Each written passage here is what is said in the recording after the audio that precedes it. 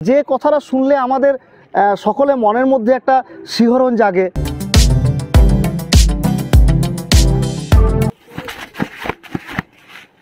বাহ, even when you feel low you can still go even when you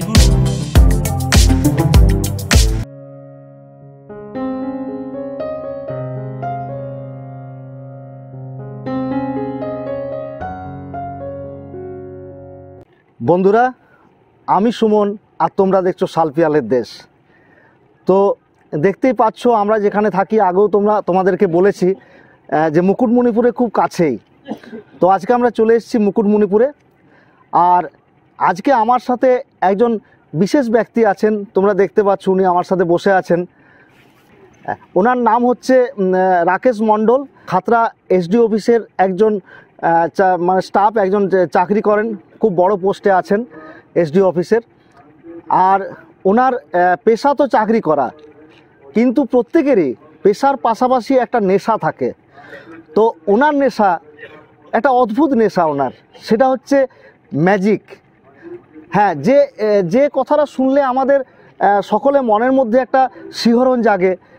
ম্যাজিকের মতো জিনিস, ম্যাজিকে মানুষকে মানে একদম হাওয়া করে দেওয়া যায় ম্যাজিকের মাধ্যমে। আবার বিভিন্ন জিনিস আমরা অতীতে দেখেছি ম্যাজিকের মাধ্যমে। একটা রেলগাড়িকে হাওয়া করে দেওয়া হচ্ছে, রেলগাড়ি দেখা যাচ্ছে না। বিভিন্ন জিনিস আমরা দেখেছি বড় বড় ম্যাজিশিয়ানের কাছে। তো ম্যাজিক নামটা শুনলে আমাদের মনের মধ্যে একটা শিহরণ জাগে। তো ওনার নেশা হচ্ছে সেই ম্যাজিক উনি খুব ভালোবাসেন এবং ম্যাজিক এখন উনি দেখান, বিভিন্ন মঞ্চে ম্যাজিক দেখান এখন। তো ওনার সাথে কথা বলে নেব, ম্যাজিক সম্পর্কে আড্ডা দেব আজকে আমরা কিছুক্ষণ দুজনে। আর মাঝে মাঝে তোমাদেরকে ওনার ম্যাজিকও দেখাবো। ইংরেজি ম্যাজিক, মেজ এবং ম্যাজিশিয়ান শব্দসমূহের উৎপত্তি ল্যাটিন ম্যাগাস থেকে। খ্রিস্টপূর্ব ষষ্ঠ শতাব্দীর শেষের দিকে এবং পঞ্চম শতাব্দীর প্রথম দিকে এই শব্দটি প্রাচীন গ্রিকে প্রবেশ করে, যেখানে তা প্রতারণাপূর্ণ, লৌকিকতা বর্জিত এবং বিপজ্জনক বলে বিবেচিত রীতিগুলোকে নির্দেশ করতে নেতিবাচক অর্থে ব্যবহৃত হয়। আপনি তো এসডি অফিসের একটা বড় গুরুত্বপূর্ণ দায়িত্বের আছেন এবং আমরা জানি খাতড়া মহকুমা, খাতড়া সাব ডিভিশন একটা খুব ব্যস্ততম সাব ডিভিশন। তো এই যে কাজ করে সারাদিন, এবং এটাও আমি জানি যে আপনি অনেক রাত্রি পর্যন্ত অফিসে কাজ করেন সকাল থেকে, এবং আপনি একজন কর্মপ্রিয় মানুষ, এটা আমরা জানি, বরাবর দেখছি আপনাকে। তো এত সব করে আপনি ম্যাজিকটাকে কিভাবে ধরে রেখেছেন, মানে করেন কিভাবে? ম্যাজিকের চর্চা তো করতে হয় নিশ্চয়ই। অ্যাকচুয়ালি ব্যাপারটা হচ্ছে যে আমরা যে একটা বেঁচে আছি, এটা একটা বড় ম্যাজিক, আমার জীবনটাই ঠিক। আর আমি এই সব কিছুটা নিয়েই আমার জীবন, যে অফিসে আছি, বাড়িতে আছি, সব মিলেমিশেই আমি এইভাবে ভাবছি যে আমি কাজ করছি, আমার কষ্ট হয়ে যাচ্ছে, তাহলে বাড়ি গিয়ে করতে পারবো না, এইভাবে আমি ভাবি না নিজেকে। যে আমি যদি আমার শরীর হিসেবে ভাবি তাহলে তো আমি করতে পারবো না। তাহলে আমাদেরকে সেই আমার বিবেকানন্দর কথাই ফিরে যেতে হবে, যে আমাদের আধ্যাত্মিকতায় ফিরে যেতে হবে, যে আমার শরীরটাকে আমি আত্মা ভাবছি। তাহলে কি হচ্ছে, আমি এই কাজের পরে যে আমি আত্মার বলে বলিয়ান ভাবি, তাহলে আমি এই কাজটাও করতে পারছি, এরপরে গিয়ে আমার এনার্জি থাকছে, তখন আমি বাড়ির ম্যাজিকটাও করতে পারছি। আর এইটা করতে পারছি, এর পেছনে আরও একটা কারণ হচ্ছে যে আমার প্যাশন, যে আমার ভালোবাসাটা আছে। যেমন অফিসের কাজ করেও আমার ভালোবাসা, কাজের প্রতি যেমন ভালোবাসা আছে, আমার ম্যাজিকটার প্রতিও খুব ভালোবাসা আছে। তাই জন্য আমার সমস্যা কিছু হয় না। সেটা তো নিশ্চয়ই, ভালোবাসা যদি না থাকে কোনো জিনিসের প্রতি, তাহলে সেটা তো অসুবিধা হয়। আর আপনি একটা খুব ভালো কথা বলেছেন, গাড়িতে আস্তে আস্তে বলছিলেন যে আমরা যে বেঁচে আছি এটাই একটা ম্যাজিক, এটা একটা ম্যাজিক।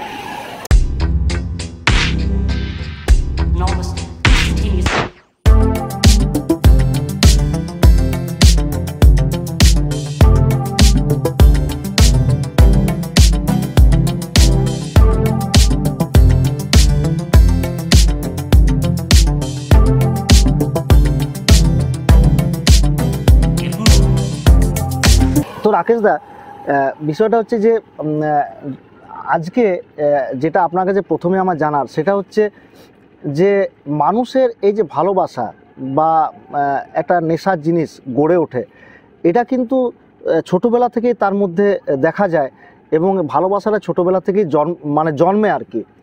তো আপনার এই যে ম্যাজিকের প্রতি যে ভালোবাসা, ম্যাজিকের প্রতি টান, এটা কখন থেকে শুরু হলো? কখন মনে করলেন যে এটার প্রতি আমার একটা ভালোবাসা, বা কখন শুরু হলো, এবং কিভাবে আপনি এটাকে কারো কাছে শিখেছেন, না নিজে নিজে কিভাবে শিখলেন? এই যে জার্নিটা আপনার, এটা সম্পর্কে যদি একটু বলেন। এইটা একদম ছোটবেলার থেকে আমার ম্যাজিকের প্রতি একটা ইন্টারেস্ট ছিল। এটা অ্যাকচুয়ালি আমার বাবা থিয়েটার করতেন, তাহলে সে থিয়েটারে ড্রামার প্রতি একটা ইন্টারেস্ট ছোটবেলা থেকে আছেই, যে ড্রামা থিয়েটার সম্বন্ধে শুনে আসছি। আর বাবা যেহেতু থিয়েটারের লাইনের লোক ছিলেন, মানে নহবত করেছেন, হাজার রজনী করেছেন, সে সত্য বন্দ্যোপাধ্যায় চিরঞ্জিতের সঙ্গে অভিনয় করেছে। উনি নহবতে অভিনয় করেছেন? তাহলে ওই জিনিসগুলো যখন করছেন, তাহলে বিভিন্ন গল্প আমাদের বাড়িতে হতো। সেটা পিসি সরকারের গল্প, আর্টিস্টদের গল্প। তাহলে ছোটবেলার থেকে আমি শুনেছি যে পিসি সরকার এরকম এক জায়গায় টাইম দিয়ে আছে, দেরি হয়ে গেছে, সে এসে দেখছে ঘড়িতে কটা বাজে, দেখছে সেই 7টায় বাজে, তারপরে ট্রেন ভ্যানিশ করা, এরকম একটা মিথ ছোটবেলা থেকে আমার ইন্টারেস্ট ছিল। তাহলে কীভাবে হয় এগুলো। আর আমার স্কুলের একজন টিচার ছিলেন, তার নামও আমি বলছি, তার নাম সুভাষ চক্রবর্তী। তিনি বিভিন্ন বিষয়ে পারদর্শী ছিলেন। তিনি ম্যাজিক, নাচ, গান, ড্রামা, এনাদের জিনিসগুলো দেখে যে তাহলে এনারা চাকরি করে এগুলো করে, তাহলে আমরাও পারবো। তাহলে এই ইন্টারেস্ট এখান থেকে গ্রো হচ্ছে। তারপরে বিভিন্ন মেলাতে আমি যেতাম। মেলাতে গিয়ে দেখবেন, যখন আপনি কোনো বড় মেলাতে যাবেন, ওখানে ম্যাজিকের প্রোডাক্ট বিক্রি হয়, তাহলে ওই খুঁজে খুঁজে ওই প্রোডাক্টগুলো তখন ছোটোবেলায় জোগাড় করতাম। মানে এই ইন্টারেস্ট করতে করতে মানে মানে বাড়িতে একটা কালচারাল এনভায়রনমেন্ট ছিলই আর কি। বাবা থিয়েটার করতেন। হ্যাঁ, না উনি নহবত তো আমরা দেখেছি দাদা, হাজার রজনী করেছেন। হ্যাঁ, নহবত আমাদের এখানেও হয়েছে, সত্য বন্দ্যোপাধ্যায় ওই টিমে বাবা করেছেন। আচ্ছা, তার মানে ছোট থেকে একটা কালচারাল পরিবেশ, সাংস্কৃতিক পরিবেশ বাড়িতে ছিলই। জাদুবিদ্যা হলো প্রাকৃতিক বা অতিপ্রাকৃত সত্তা ও শক্তিকে ব্যবহার করার জন্যে কিছু বিশ্বাস ও আচার অনুষ্ঠান বা কার্যক্রম সম্পাদন করা। সাধারণভাবে ধর্ম এবং বিজ্ঞান উভয় থেকে আলাদা বলে বিবেচিত বিভিন্ন বিশ্বাস ও রীতিনীতি এ জাতীয় বিশ্বাসে প্রয়োগ করা হয়। জাদুবিদ্যা হচ্ছে সাংস্কৃতিক ভিন্নতার একটি শক্তিশালী নির্দেশক এবং একইভাবে একটি আধুনিক বিষয়। ছিল মানে কালচারাল, যেহেতু অর্থনৈতিক অবস্থা একদমই ভালো ছিল না, তাহলে বাবা কলকাতায়, আমাদের এখান থেকে আমরা সেই বনগাঁ থেকে কলকাতায় গিয়ে, তাহলে বাবার কষ্টটা দেখেছি যে পয়সার জন্যে যাতায়াতের সমস্যা। তাহলে আমাদের বাবা বলতেন যে এইসব ইন্টারেস্ট আছে ঠিক আছে, কিন্তু পড়াশোনাটা করতে হবে। মানে আপনার বাড়ি হচ্ছে বনগাঁ? হ্যাঁ, বনগাঁ সাব ডিভিশন। তাহলে ইন্টারেস্ট থাকলেও পড়াশোনাটা ভালো করে করেছি। বাবা শুধু এটাই বলতে, যদি পড়াশোনায় করে কিছু না করতে পারিস, হয়তো এই লাইনে কোনো ড্রামা বা ম্যাজিকে যদি যাস, নাম না করতে পারলে হয়তো খাওয়া জুটবে না। সেটা তো নিশ্চয়ই। সেই জন্য পড়াশোনা করেছি, পাশাপাশি শখটাও ছিল। তো এটা কি আপনি কারো কাছে শিখেছেন, না কিভাবে আপনি এটা আয়ত্ত করলেন জিনিসটা, মানে ম্যাজিকটা আয়ত্ত করলেন কিভাবে? কেউ আপনার শিক্ষাগুরু আছে, না অন্য কোনোভাবে এটাকে আয়ত্ত কিভাবে শিখলেন? এটা তো শেখার জিনিস, যে কোনো শেখার জিনিস। প্রথমেই যেটা বলেছি, আমি স্বীকার করেছি যে একটা ইন্টারেস্ট ছিল যে ম্যাজিক কিভাবে হয়। এইটা আমার ছোটবেলা থেকে ইন্টারেস্ট। সেটা স্কুলে একবার এসছে, সেখানে দেখেছি যে এইভাবে হচ্ছে, একটা রুমাল লাঠি হয়ে গেল, তারপরে ওই যে একজন স্যারের নাম করলাম, উনিও দেখছি ম্যাজিক দেখাচ্ছেন। তাহলে এই ইন্টারেস্ট আমার একটা গ্রো করছে। বা কেউ একটা ম্যাজিক হয়তো শুনলাম যে অমুক ম্যাজিক জানে, কোনো আমার বন্ধুর দাদা, সে ধ্রুব বলে একটা বন্ধু ছিল, তার দাদা কলকাতায় যেত, তাহলে ছোট ছোট তাসের ম্যাজিক ট্যাজিকও আনতো। তাহলে আমি তার বাড়িতে গিয়ে সে টাইম তো আমি বসে থাকতাম, কখন এই ম্যাজিকটা দেখবে, আমি যদি শিখতে পারি। তাহলে এরকম ইন্টারেস্ট আমার প্রচুর ছিল। আর আমি যেটা ইন্টারেস্ট সেটা আমি করেই ছাড়ি, যেভাবে হোক, মানে করবই। এই জেদ, মানে আমার জেদ আর ভালোবাসা, এই দুটোর জন্যই আমি শিখেছি। মানে পার্টিকুলার কোনো পার্সন আমার গুরু নেই, কিন্তু আবার সবাই আমার গুরু। আমার সোশ্যাল মিডিয়া গুরু, আমার টিচার আমার গুরু। আর বিভিন্ন, আমি চাকরি পাওয়ার পরে বিভিন্ন অবজার্ভ করি যে মানুষগুলো কীভাবে আসছে, কীভাবে জীবনযাপন করছে, মানে প্রকৃতি থেকে নিই, সবাই আমার টিচার। কিন্তু যদি পার্টিকুলার কারোর নাম বলেন, তাহলে সেরকম গুরু আমার নেই। পিসি সরকারের ম্যাজিক দেখি। আর আরেকজন আমার খুব, তাকে আমি অনুকরণ কাউকে করি না, কিন্তু আমি তো অনুসরণ করি যে ওই লোকটার মতো আমি যদি হতে পারতাম। কিন্তু সে কীভাবে করছে সেইটাই করতে হবে এরকম করি না, কিন্তু আমি একজনকে ফলো করি এখন, international magician, American, hands clock. না, আমি বলছি যে সেটা তো বুঝলাম, আমি বলছি যে ধরুন একটা রুমাল আমি তো আর লাঠি করে দিতে পারবো না। না। আচ্ছা, তাহলে এই যে হচ্ছে, হ্যাঁ,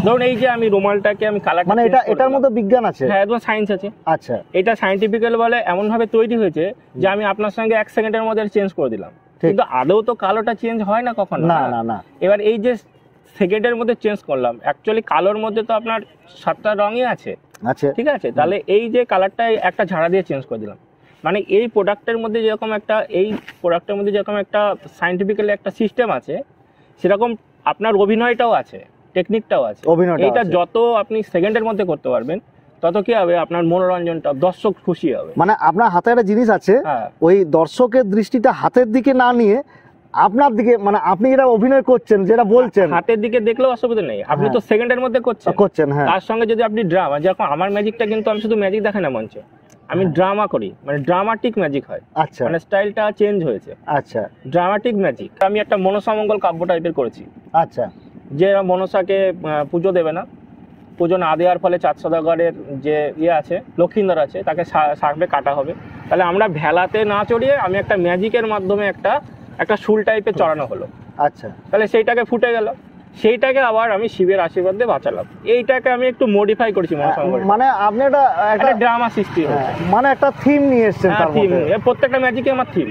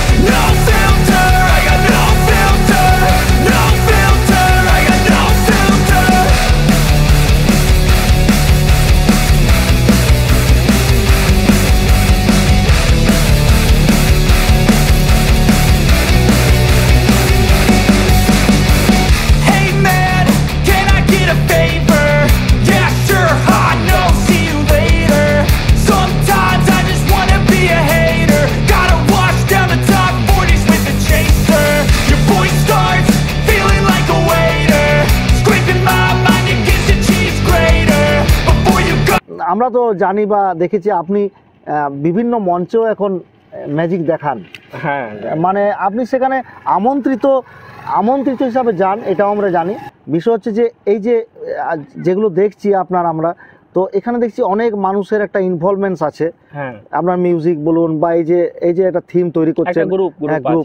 তো এদেরকে আপনি কোথা থেকে কিভাবে পান? মানে এদেরকে যেহেতু আমি সাব ডিভিশনে পোস্টেড আছি, তাহলে আমার তো একটা মানুষের সাথে মিশেই কাজ করি, আমি সবসময় ফিল্ডেই কাজ করি, তাহলে মানুষ আমাকে ভালোবাসে, প্লাস আমি স্টুডেন্টদের যারা চাকরির জন্য তাদের পড়াই, আমাকে চেনে সবাই, তাহলে আমার মানুষ পেতে অসুবিধা হয় না। এবার আমার ম্যাজিকের জন্য আমার অফিসের স্টাফও কিছু আমাকে সাহায্য করে, আমার কলিগ সার্কেল আছে, প্লাস কিছু বেকার ছেলেকে আমি এই ম্যাজিকের মাধ্যমে তাদেরকে আমি নিয়ে যাই, এবং তাদেরকে যদি কিছু আমি সেই ম্যাজিক করে যে পয়সাগুলো পাই, তাদেরকে যদি আমি 5টা ছেলেকেও আমি কাজ দিতে পারি, সেটাও আমার একটা গর্বের বিষয় যে আমি 5টা বেকার ছেলেকে অন্তত কিছু টাকা তো দিতে পারলাম। ঠিক, সেটা আমি করি। জাদুবিদ্যা বিভিন্ন ধরনের রীতিনীতি এবং চিকিৎসা বিদ্যার সূত্রে এবং অশুভ লক্ষণের নিবারণে ব্যবহার করা হতো। মেসোপটেমিয়ায় প্রতিরক্ষামূলক বা বৈধ জাদু বলতে বোঝাতো নির্দিষ্ট বাস্তবতাকে পরিবর্তন করার উদ্দেশ্যে ব্যবহৃত জাদুমন্ত্র এবং রীতিনীতি। প্রাচীন মেসোপটেমীয়বাসীরা বিশ্বাস করতেন যে পিশাচ, প্রেতাত্মা এবং অশুভ জাদুকরদের বিরুদ্ধে একমাত্র কার্যকরী প্রতিরক্ষা।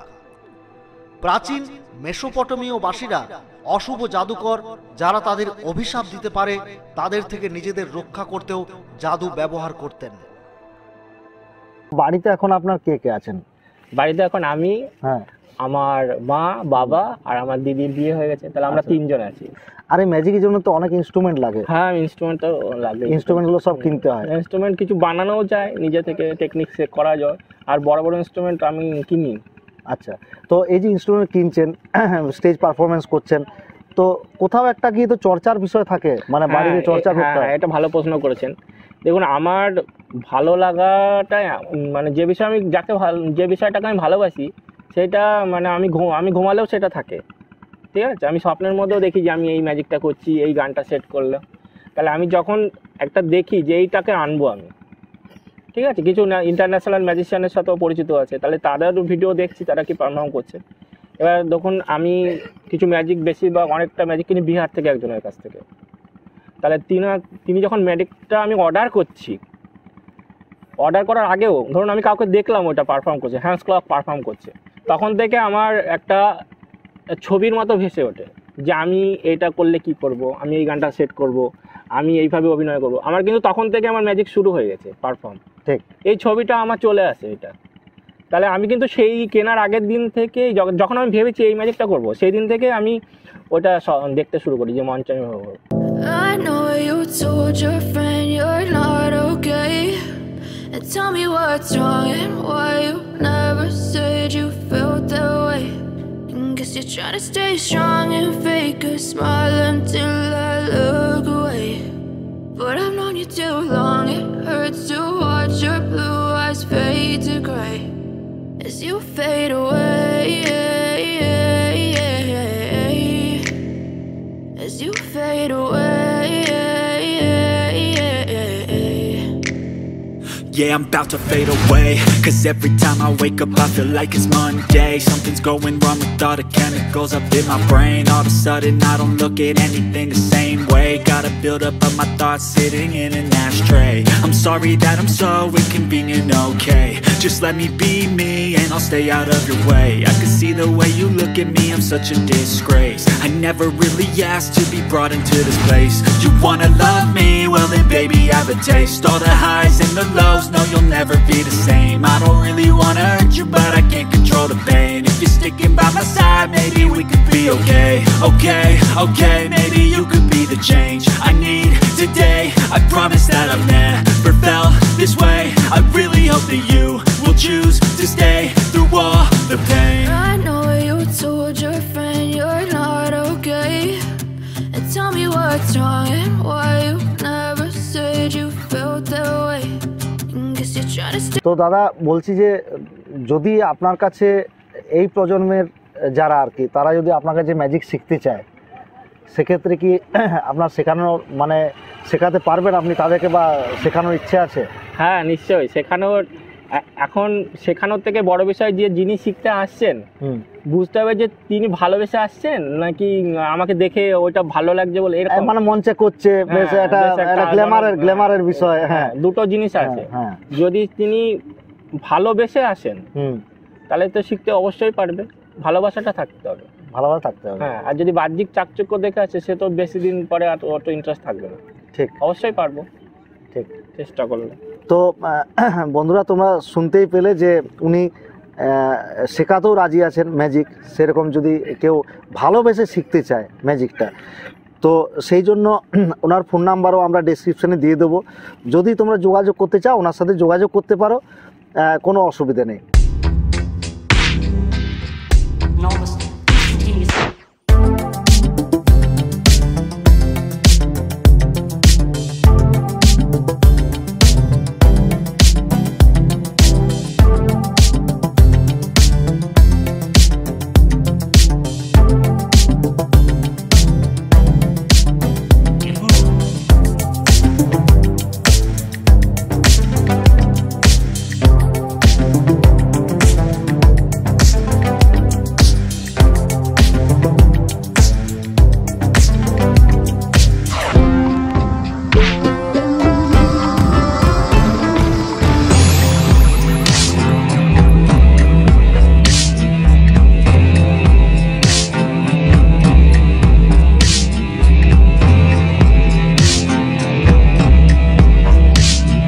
যাই হোক, আপনার সাথে আড্ডা দিয়ে কথা বলে